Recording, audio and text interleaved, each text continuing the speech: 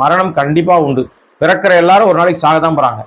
ஆனா அந்த மரணம் என்பதுல கூட அது வந்து இயற்கை மரணமாக, முதிர் வயதுல அகால மரணம் டேஞ்சருங்க. இதெல்லாம் அகால மரணம். இப்போ இந்த 41 நெரிசல் மரணம்ன்றது திட்டமிட்ட படுகொலை. அந்த பஸ் உள்ள போகாம இருந்திருந்தா அவங்க வந்து தப்பிச்சிருப்பாங்க.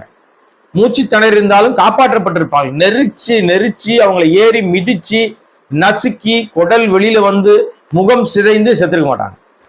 அப்ப எவ்வளவு கொடூரமான ஒரு ஒரு செயலுக்கு தான் துணை போயிட்டு ஒன்ற குற்ற உணர்ச்சி கூட இல்லாத ஒரு ஜென்மமா இந்த விஜய் இருக்காரு.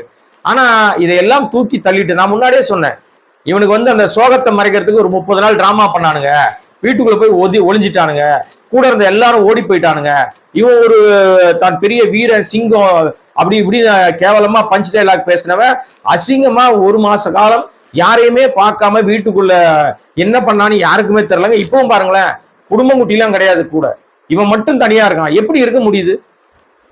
புரியவே இல்லை. அப்ப அவனோடு இருப்பதெல்லாம் யார்? அதுவும் புரியல. நம்ம தான் பர்சனல் பேசுறது இல்லையா, அதனால தெரிஞ்சா கூட சொல்றது இல்லை. அது தேவையில்லை, நமக்கு எதுக்கு இந்த கன்றாவி எல்லாம்? ஆனா இவன் தான் நாட்டை காப்பாற்ற வரான்னு போது நமக்கு கோவம் வருது.